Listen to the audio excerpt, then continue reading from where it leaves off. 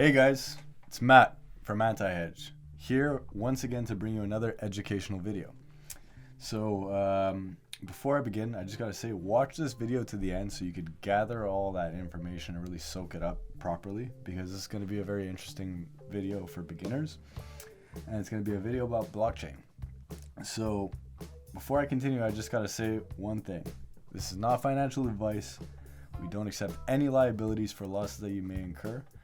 And all these videos that we do here are strictly for educational, research, and news purposes for you, the viewer, to enjoy. So with that in mind, like I said, you should be able to enjoy this video about blockchain. So a lot of people, they've probably been asking, what is blockchain? How does it work? What is this whole thing? Why is it so confusing? Why can't someone just explain it like I'm 5 years old? And that's what I'm here to do today. I'm here to explain it so that the average person watching this video will be able to actually get what's going on and why this could be huge beyond just Bitcoin per se, right? Now, what is blockchain? To understand blockchain, you got to realize that it's something that's extremely simple. It is literally just like a type of database. It's a way of storing data that will basically revolutionize the whole field. And one thing I've said in previous videos, and I'm going to say it once again, we're entering a digital age. Back in the day, one of the most valuable things was gold. Then it became oil. And we backed our money by gold and by oil eventually, once we went off the gold standard and then tied the US dollar to an oil standard. But here's the thing. There's something new that's about to start backing our money, and that is data. That is the most valuable asset currently in the world. Data. And it's something that you get for free. And the reality is people don't realize, like, oh, gold has monetary value and oil has value because it makes the economy run. Well, a lot of people haven't factored in data. What is your click worth? That's the reality of it. Everyone spends online. Not everyone necessarily drives or uses gold anymore, but everyone clicks. And that's why these kinds of systems are going to be so valuable. It's not just blockchain and Bitcoin money. It is money that is backed by data. And data is what values clicks in a digital economy. Now, basically, the dictionary's term for blockchain, and I'll just quote it for you guys so that way you could get the standard definition. Blockchain, a system in which a record of transactions made in Bitcoin or another cryptocurrency are maintained across several computers that are linked in a peer-to-peer network. What does that mean? Well, basically all they're saying is that blockchain is a system similar to like a ledger, like the books or Microsoft Excel, but imagine it's infinite. And every spot on this ledger is connected, basically similar to a chain. You know what I mean? So it just kind of spreads out. Everything is always labeled from the first transaction, the birth, till the most recent transaction as of this second. So the reality is this one long chain of information, a web, so to speak, which allows us to see transparently what's going on in that ledger. Now, what they mean by peer-to-peer is that it's person to person. So it's like, it's not necessarily a third party that's handling this. It's mostly just people. It is a peer-to-peer economy. You are eliminating a third party to be able to send value or information to each other. And that's what makes it so interesting, right? Now, I'm going to click here and basically go over the Investopedia page on blockchain a little bit, just because it is extremely informative and is definitely something I would recommend reading at least once if you've considered or even thought, what is blockchain? So this will give you a very good up-to-date idea. So here it says like the main points. Obviously, like I said, blockchain is a type of database. It differs from the average one because it's chained together blockchain, pretty simple, kind of like links within each other. Basically, in that chain, they basically mentioned that every new block is chained to the previous block and the previous, and so on and so forth. Different information could be stored. It's not just money. It could be also data. So it could be something as simple as like, okay, Amazon sees that, like, okay, everyone clicks on garbage bags on the first of the month because that's roughly around garbage time. So then they know, okay, we could tailor our production based off of what people's actual needs are. So instead of producing, let's say, 1 million boxes of garbage bags, they could say, okay, we don't need to necessarily do that right now. We'll do it around the end of the month, so that way the first of the month, everyone could buy roughly what they need, instead of having this constant overproduction that's causing issues globally. Not just in terms of environmental issues, but in terms of like actual production and supply chain issues. It's going to allow us to basically tailor the world much better to our actual needs, not just based off of like consumerism and corporate greed. You know, if only 100 shirts are going to be sold, why are you going to print 100,000 of them? Doesn't make sense. And that's what this data aims to basically do, or this blockchain aims to do, right? Now, another thing that's extremely important about this stuff is that it's decentralized. Decentralized means that no central entity owns it. It is upheld within basically a network of nodes. And what are nodes? Nodes could be something as simple as this laptop, or a desktop, or miners, or this. The reality is nodes are just computers that hold an up-to-date version of the blockchain. And then within every second, the blockchain is just constantly refreshing with every computer in sync, meaning that every computer holds a piece of the blockchain. And that right there, that decentralized thing that I'm explaining, basically brings on a set of really good advantages as opposed to traditional centralized databases, right? Now, the first one being is that because it's decentralized, no one entity can own it. It is basically a public network where everyone has basically equal participation involved in it. It is immutable, meaning that the second something is put into it, it cannot be tampered with. It is there. It is etched into the blockchain. It has been basically recorded. And then once it's recorded, you can't take it out, because if you take it out and try to unravel the blockchain, it's extremely, extremely complicated and expensive, and you would need more than just quantum computing to even attempt it. And not just to attempt it, but it would cost millions of dollars per second. So just to hack the network for a minute could cost you hundreds of millions or even billions of dollars, depending on how big the network grows, right? So that right there adds to the whole security of it all, because to actually get at it, to actually do something to it, you need to have a lot of firepower. And then in that moment, it would be expensive and not even necessarily successful to tamper with that information. And here's where it gets funny. You tamper with the information. Now you create two separate blocks. Let's just say you could. Well, the network would realize, oh crap, there's two versions of this blockchain now, and that's an issue. Because, like I said, you would need to hack. By the way, you need to hack 51% of the network. And in Bitcoin's scenario right now, that is the largest network on the internet. Just a heads up there. So you need to hack 51% of the network to actually attempt an attack. And then to hold that would be what costs so much.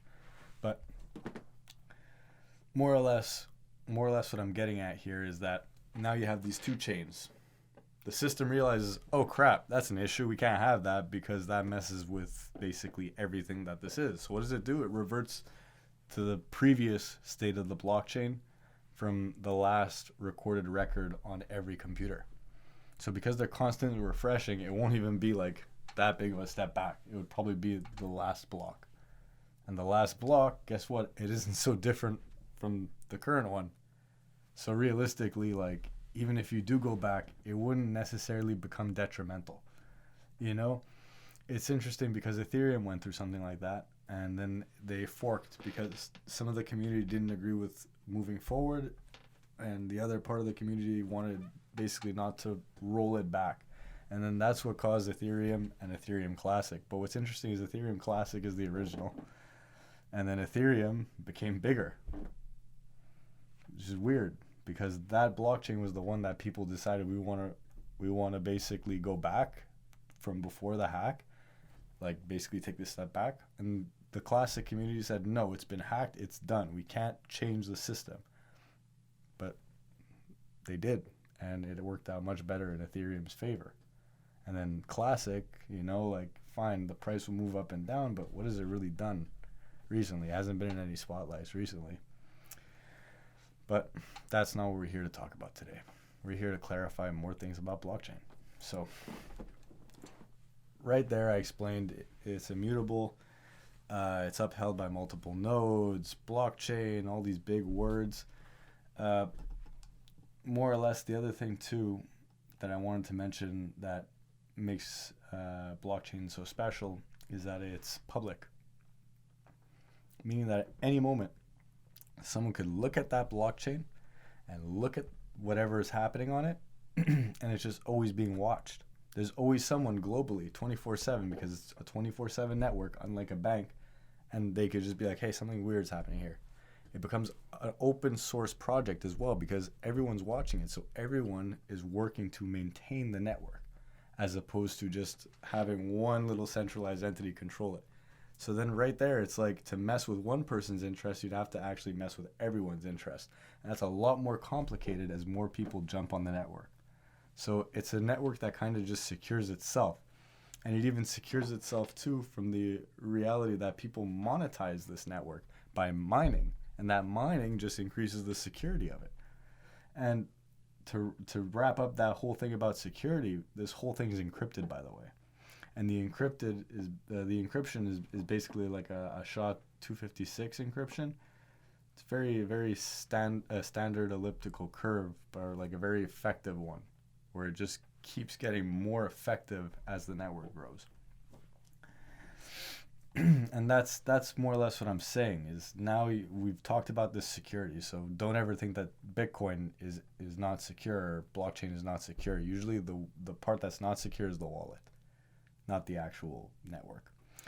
And what I wanted to say too is the transparency of it all. It's fully transparent, meaning that everyone gets an encrypted address. They're all over the blockchain, and every time it transacts, someone could watch it. So like, let's say we force our governments to basically take on a blockchain standard on a public network that everyone could see. Guess what? We see, let's say, wallet 123 sends wallet to 1234. They send money from one wallet to the next. We know that 123, that wallet, was supposed to send money to public infrastructure, but the wallet it sent it to is an island or a company or just another politician.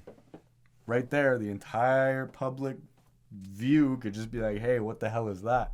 And make a vote to just send the money back into wallet 123, eject the politician, put another one there. He handles the infrastructure now. That's why governments hate it. They hate the idea of being transparent.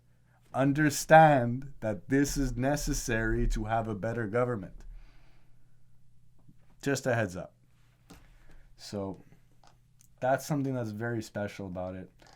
Covered transparency, decentralization.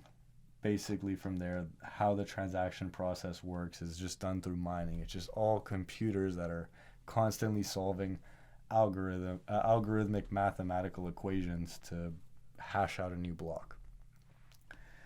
And more or less what I wanted to say too was that I'm going to briefly just talk about proof of consensus, just because I brushed up on that on like the hash rate as well as like the mining aspect.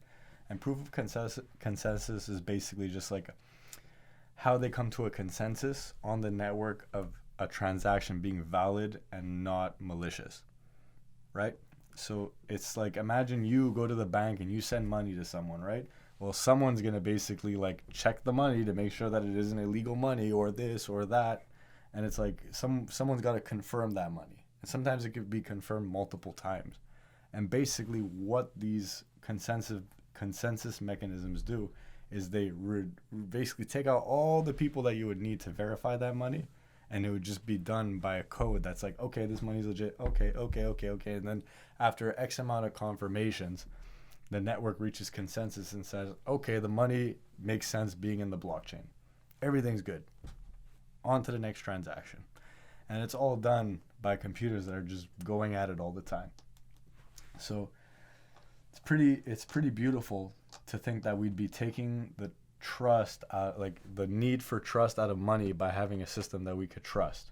So instead of going to a bank, which we know we can't trust because they constantly mess with the economy, and us saying, well, what are we going to do? We don't have another system. Well, guys, this is a new system, and it clearly works better than the old one. The old one is buying into the new system. They're not just blindly saying it's not going to go anywhere. They're telling you don't buy, and then they're buying, which is public information. You could even see that USA, like the government, is one of the largest holders of Bitcoin. They're holding a few $1 billion of just Bitcoin. So what else are they holding, huh? Let's see what else I could talk about here. Here it talks about the advantages, blockchains versus bank. You see here, banks, you got to work with their hours. Bitcoin's 24/7, all day long, every day of the year. Transactions fees depends. The cards could be expensive. You need to pay account fees, checking fees, savings fees, these fees, that. There's always something. They're basically trying to stick a finger not only in the pie but in every slice of the fucking pie. So it's pretty shitty. Whereas like something like Bitcoin is like, okay, you're paying the miner to respect the security of the network, and he gets the fee, which could be anywhere between $0 and $50 compared to a bank, which could be anywhere between $1 and $30. And then that's not counting in that you need to pay to hold the account. You need to pay to do this. You need to pay to do that. So it's like ultimately the fees are what kills you. Transaction speed, that's all based on, I guess, like for Bitcoin specifically, it depends on network congestion. If it's busy, it could be as little as, like if it's not busy, it could be like 15 minutes, 10 minutes, sometimes even less with Lightning Network. But like other times it could be longer, depending. Whereas banks, like you see, like for payments to actually follow through, it could take 24 to 48 hours. Checks could take 24 to 72 hours to clear. Like it's long. You know, like you need, like for banks, you need to know your customer. You need all these different things. You need to pay money to open a bank account. All these different factors. Whereas like Bitcoin, it's like, all right, you just, bam, you got an email address and you're ready to go. So it's a lot more inclusive for someone, let's say in a third world country, who can't open up a bank account because guess what? He doesn't have $1,000 US. He makes $1 a day. For him to open a bank account, it's going to take him fucking 10 years. How is he going to live his life like that? How is he ever going to get out of the third world? He's not. It's why the banks like it set up like that, because no one could move past it. You know, we're privileged to have a bank account. We don't realize it, because out of the 8 billion people out there, maybe 3 to 4 billion of them have a bank account. The other, 4 to 5, they don't got shit. You know what I mean? They don't got shit. This is what they need. This is the way for them to get basically payments across globally. Ease of transfers, basically, like if you want to transfer large sums of money, you need government identification, banks, the verifications, blah, blah, blah. Bitcoin is just boop, gone. Privacy. Banks have all your information. Bitcoin doesn't. Already, that right there is pretty awesome. You know what I mean? The only information that you ever have to give for Bitcoin is in the future if you want to buy a house with it. All right, give your name up, pay your taxes, do your thing. But otherwise, if you're using it in a peer-to-peer economy, let's say you're paying your workers in it, guess what? It's barter. So even then, they can't even technically tax it unless they come up with new regulations for that. But that could take a long time because they don't even know what the technology is. Security, we talked about it, most secure network, and, account seizures. Guess what? Banks could just seize your money. They could decide that, hey, I don't want you to send money to this guy anymore because we decided you can't. because of political reasons for some reason, or let's say in Greece's scenario, the banks collapse and you just can't send money anymore because even though it's your money, the bank was holding it, so now you're fucked.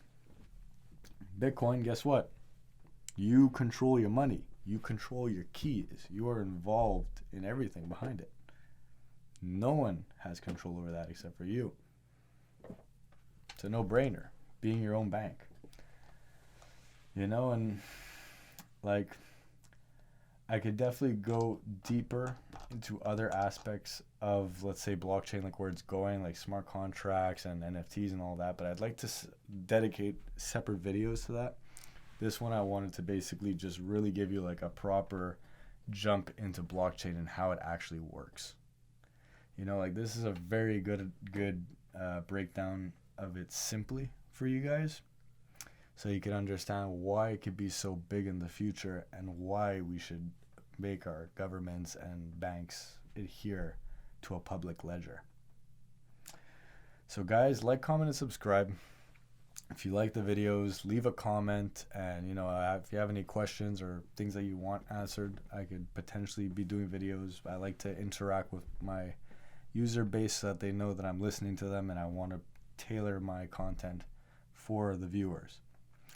So we've set up a Patreon, we're getting a Reddit, we're building more things for you guys. We're going to keep you guys informed as they come out. And I hope that you enjoyed this video. Take care.